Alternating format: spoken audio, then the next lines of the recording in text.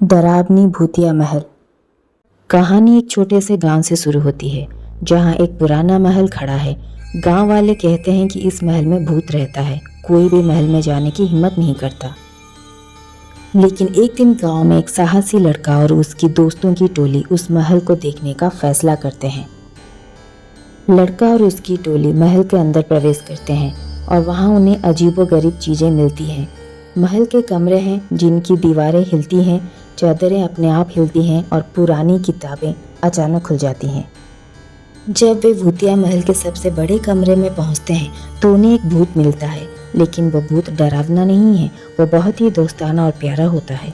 भूत बताता है कि वह महल में अकेला और उदास है क्योंकि उसके साथ समय कोई नहीं बिताता। लड़का और उसकी टोली भूत से पूछते हैं कि उसे ऐसा क्यों लगता है। भूत उन्हें बताता है कि वो पहले बहुत खुश था, लेकिन धीरे धीरे लोग महल से डरने लगे और अब वहाँ कोई नहीं आता और वो अकेला रह गया। लड़का और उसकी टोली ने भूत के साथ दोस्ती की। उन्होंने उसके साथ समय बिताया, महल की सफाई की और उसे सुंदर बनाया। अब महल एक दोस्ताना जगह बन गया जहाँ लोग खुशी से आते हैं। खूनी चुड़ैल और भूतिया पेड़। बहुत समय पहले एक छोटे से गांव में एक बहुत बड़ा और पुराना पेड़ था। गांव के लोग कहते थे कि उस पेड़ पर एक खूनी चुड़ैल रहती है जो रात के अंधेरे पर बाहर निकलती है।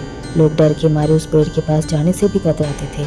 बच्चों को तो खास तौर पर मना किया गया था। गांव में एक नटखट लड़का था जिसका नाम राजू था। वो बहुत साहसी था और डर की कहानियों पर यकीन नहीं करता था। एक दिन उसके दोस्तों ने उसे चिढ़ाते हुए कहा, राजू अगर तुम इतने बहादुर हो तो उस पेड़ के पास जाकर दिखाओ जहाँ खूनी चुड़ैल रहती है। राजू ने चुनौती स्वीकार कर ली और बिना डरे पेड़ के पास चला गया। रात का समय था और चारों ओर अंधेरा छाया हुआ था। जैसे ही वह पेड़ के पास पहुंचा, उसे पेड़ की शाखाएं हिलती हुई दिखाई दी। अचानक उसे पेड़ पर सफेद कपड़ों में लिपटी एक डरावनी औरत दिखाई दी जिसके लंबे बाल हवा में उड़ रहे थे। उसकी लाल आंखें चमक रही थी। राजू डर तो गया, लेकिन उसने हिम्मत नहीं हारा। उसने खूनी चुड़ैल से हिम्मत से पूछा, तुम कौन हो और इस पेड़ पर क्यों रहती हो? चुड़ैल ने गहरी आवाज में कहा, मैं इस पेड़ की रखवाली करती हूँ। जो लोग इसे नुकसान पहुँचाते हैं मैं उन्हें सजा देती हूँ। राजू ने कहा, मैं यहाँ सिर्फ देखने आया हूँ, मैं इस पेड़ को कोई नुकसान नहीं पहुँचाऊंगा। चुड़ैल ने उसकी बातें सुनी और उसे जाने दिया।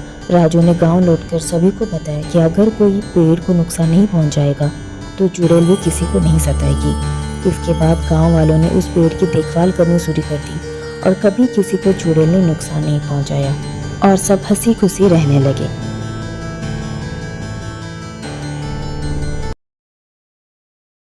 शहर में ड्राकुला।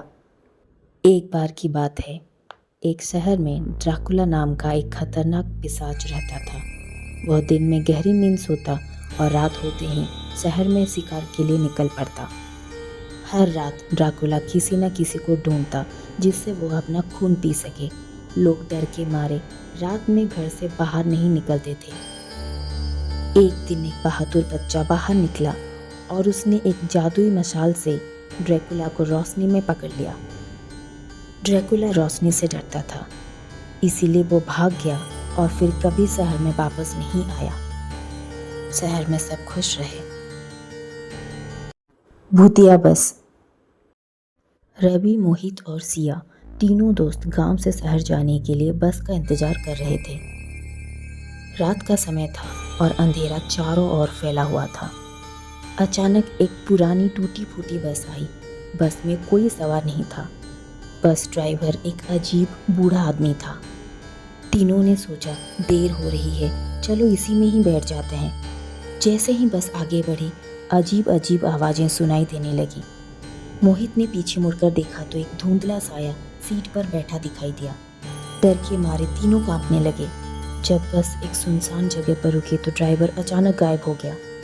तीनों बच्चे जल्दी बस से उतरे और भागकर गांव पहुंचे।